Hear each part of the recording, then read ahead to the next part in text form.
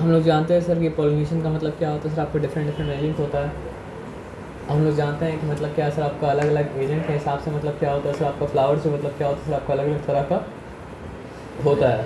For example क्या है sir, आपका पूरा डिटेल में नहीं जा रहे हैं, पढ़ लीजिएगा।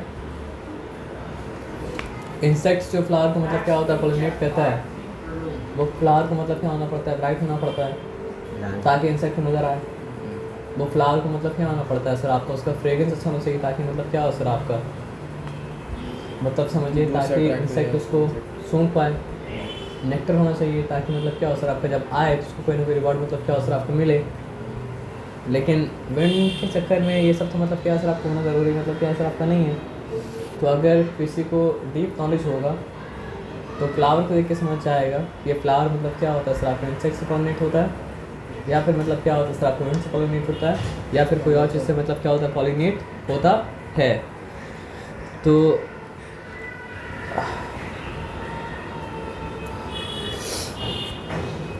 लास्ट एग्जांपल जो था पॉलिनेशन का वो क्या था सर, आपका आर्टिफिशियल पॉलिनेशन। तो यहाँ पे कहाँ पे हम लोग थे सर, हो गया था वो सब कहानी खत्म। अब उसके बाद पॉलिनेशन जब एक बार हो चुका है तो मतलब क्या करना है सर, आपका करना है फर्टिलाइजेशन। उसमें क्या होता है सर, आपका आप जानते हैं कि पोलन ग्रेन के अंदर होता था मतलब क्या है सर, आपका मेल गैमेट्स, और ओवरी के अंदर जो ओव्यूल्स था उसमें मतलब क्या था आपका फीमेल गैमेट्स। तो जब मतलब क्या होता है सर, आपका मेल गैमेट्स और फीमेल गैमेट्स मिलता है तब जाके मतलब क्या होता है सर, आपका फर्टिलाइजेशन का बिगनिंग मतलब क्या होता है सर, आपका होता है। और फर्टिलाइजेशन होने के बाद मतलब क्या होता है सर, आपका डिफरेंट डिफरेंट पार्ट्स मतलब क्या होता है सर, आपका फ्रूट का डिफरेंट पार्ट्स बन जाता है ना। तो यहाँ पे आते हैं, ठीक है ना, इतना डिटेल में नहीं जाना है। हम लोग को ये बात पता है कि सर कि मतलब ओव्यूल जो है वो बन जाता है फ्रूट का सीड, ओवरी जो है वो बन जाता है मतलब क्या है सर, आपका फ्रूट, है ना। और फ्लावर पेटल सब क्या होता है सर, आपका झड़ जाता है। सिंगल ओव्यूल क्या प्रोड्यूस करता है सर, आपका सिंगल सीड। और मल्टीपल ओव्यूल अगर रहता है तो मतलब क्या होता है सर, आपका मल्टीपल मतलब क्या होता है सर, आपका सीड प्रोड्यूस करता है। The integuments leave a small opening called मतलब क्या सर, आपका माइक्रोपाइल। सीड के बारे में आप पढ़ेंगे तो आपको पता चलेगा कि सीड में एक ओपनिंग रहता है माइक्रोपाइल, जिसके थ्रू मतलब क्या होता है सर, आपका वाटर क्या करता है सर, आपका सीड के अंदर एंटर करता है। तो वही माइक्रोपाइल के यहाँ पे मतलब क्या सर आपको मेंशन किया है ना। एम्ब्रियोनिक सैक उसको आप छोड़िए, यहाँ पे आइए, पढ़ना है पढ़िए। कभी कभी जब हड़बड़ी में रहना तो हड़बड़ी के साथ पढ़ना पड़ेगा, और आराम से रहेंगे तो आराम से मतलब क्या पढ़ना पड़ेगा। यहाँ पे ध्यान से समझिए, ये बात तो आप समझे थे ना। आप देखिए पोलन गिरता है, और पोलन गिर के मतलब क्या होता है, पोलन ट्यूब बनाता है, और उसके बाद जाके उस पोलन ट्यूब के थ्रू मतलब क्या होता है तो आपका मेल गैमेट्स को अंदर पहुँच जाता है। मतलब ये समझ रहे बात क्या बोले ना। तो उसको कहा गया है मतलब क्या सर, आपका जर्मिनेशन। अब यहाँ से पढ़ना चालू करते हैं। Pollen grain germinates only if it falls on the stigma of the same plant species। जितना पढ़ के आए उससे ये ऑलरेडी मतलब क्या था, इम्प्लाइड था कि डिफरेंट फ्लावर का स्टिग्मा में गिरेगा डिफरेंट स्पीसीज़ का, तो मतलब क्या सर आपका जर्मिनेट नहीं करेगा। Otherwise it disintegrates. The pollen grain on falling on the stigma is stimulated to germinate due to the secretion of the sugar by the stigma.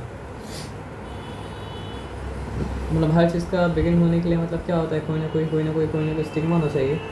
तो यहाँ पे जो उसको मतलब स्टिमुलेट किया था, स्टिग्मा नहीं मतलब स्टिमुलेशन जो था वो मतलब क्या था, शुगर था। क्योंकि ग्रो करना स्टार्ट करना है ये बताया कोई, तभी तो ग्रो करना चालू किया पोलन ग्रेन गिरने के बाद। नहीं तो क्या होता सर, आपका नहीं करता ऐसा कुछ। Through a point in exine a pollen tube grows, वो आप छोड़ दीजिए। मतलब समझने वाला बात यहाँ पे ये है, carrying at its tips a generative nucleus, a tube nucleus. A generative nucleus divides into two sperm nuclei। तो इम्पॉर्टेंट बात यह है कि वो दो स्पर्म न्यूक्लियाई में मतलब क्या सर आपका डिवाइड हुआ। डिवाइड होने के बाद तो स्पर्म न्यूक्लियाई क्या था आपका, मेल गैमेट्स का मतलब क्या था, न्यूक्लियाई था।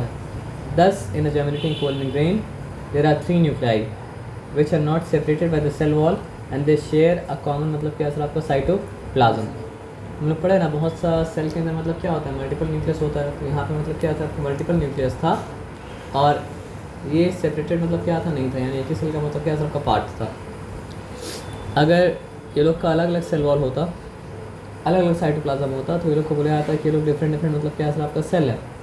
लेकिन सब अगर एक ही साइटोप्लाज्म के अंदर है, एक ही सेल वॉल के अंदर है, तो मतलब क्या सर आपका डिफरेंट, तो मतलब क्या सर आपका नहीं हुआ ना।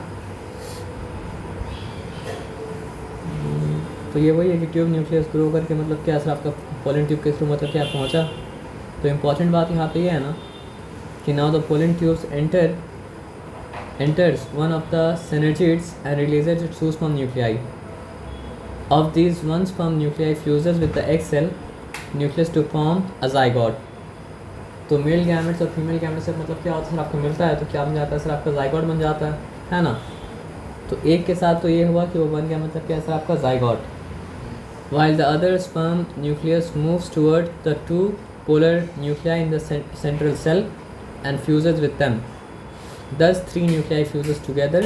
3 fusion produce endosperm nucleus. All together, 2 fertilization have occurred, and hence the whole process is termed as double fertilization.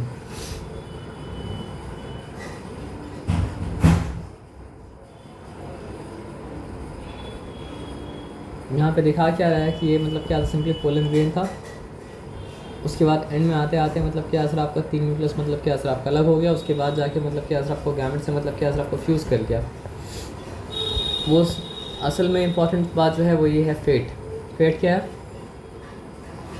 Already आप जानते हैं कि मतलब क्या असर आपका पेटल्स होता क्या है, आप फ्लावर पढ़ के आए इसलिए। तो पेटल्स जिसके नीचे रहता है मतलब क्या असर आपका स्टेमन, स्टाइल, स्टिग्मा, वो सब क्या होता है सर आपका झड़ जाता है।